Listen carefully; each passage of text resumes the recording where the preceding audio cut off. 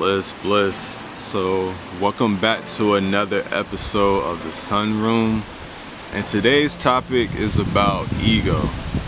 I'm gonna just jump right into it. So coming along, or first diving into our spiritual journey, most of us have heard the notion of we need to rid ourselves of the ego, and that could be the farthest from the truth. That's something that I've learned and I've experienced for myself, to be able to say this. And just based off of human nature that I've just been analyzing or just reading also, we just naturally have something within us to make something an enemy. So even making the ego an enemy. So I wanted to clarify that a little bit too, because of what I was talking about on my last episode of Arrested Development. And not only when we first of all know ourselves, because that's like rule number one when it comes to like spirituality. First of all, we need to know ourselves, and that's in and out, you know what I'm saying? Especially inner, because that's what's going to be tested the most, is where our spirit is going to be tested the most. And that's what we want anyway, just because of that's going to bring about the most character development, you know what I'm saying? We'll be able to learn. Just having an easy life, we'll walk around docile and not really motivated to do anything, you know what I'm saying? So that's, I guess, when that bad becomes more of an advantage, if we want to look at it that way, as that perspective. So first of all, know thyself, and that's going to lead to, like I said in the last episode with Arrested Development, that we'll be able to better discern who to be around, what to get involved with, who to get involved with, and things like that, because when we do that, we're welcoming other energies into our lives. And it's vice versa, you know what I'm saying? So if something comes up where it's like, hold on, I wasn't having these thoughts before, or hold on, I wasn't into these things before, that's how we'll be able to know and differentiate what's us and what might not be of us.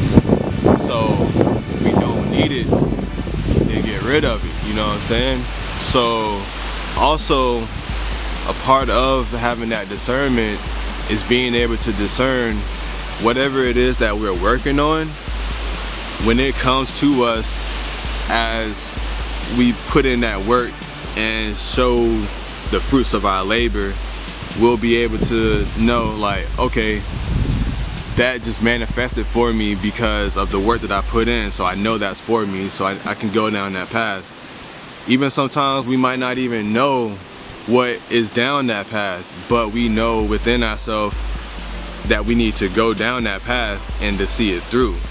So with that, we'll have more of a backbone based off of the work that we put in. As far as knowing thyself, we'll have that confidence to go down there, even if it can be fearful sometimes, or we can feel certain emotions, and not allowing that to stop us in our track, you know what I'm saying? Not to have us get cold feet or anything like that. So the best thing that I've learned through my journey is how to allow the ego to be a tool and utilize it as a tool, because outside of having just this physical body and this vessel that makes us unique and have an identity, another thing is our ego, or just our self within, you know what I'm saying? Like, once we know ourselves, we won't really, we have culture and things like that, and that's also an identity as well.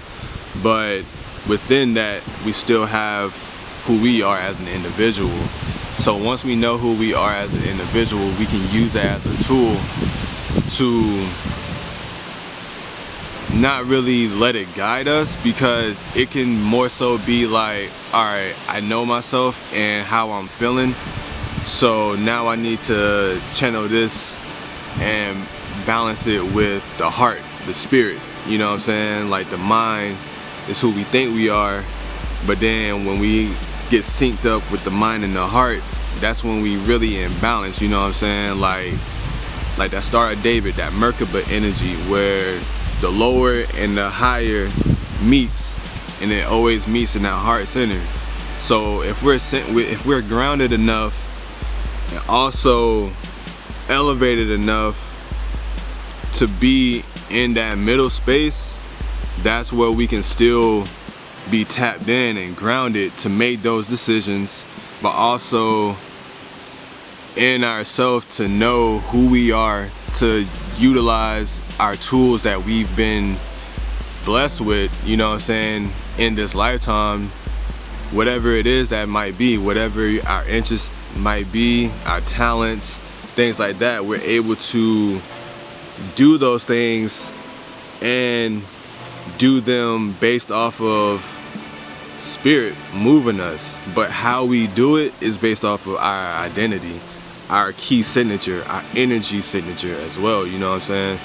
So that's really, it's like a really short and simple, straight to the point type of thing that can be really explained as far as like ego and how to utilize it as a tool and not have it more so use us, or we can get so engulfed in it that we just lose our true perception of reality, you know what I'm saying? We'll think that, oh, who I am is that's just it, you know what I'm saying? Like we won't be able to still have that mastery over ourselves and be able to break certain levels and just to elevate, you know what I'm saying? So that's pretty much the gist of this episode of how ego is not an enemy.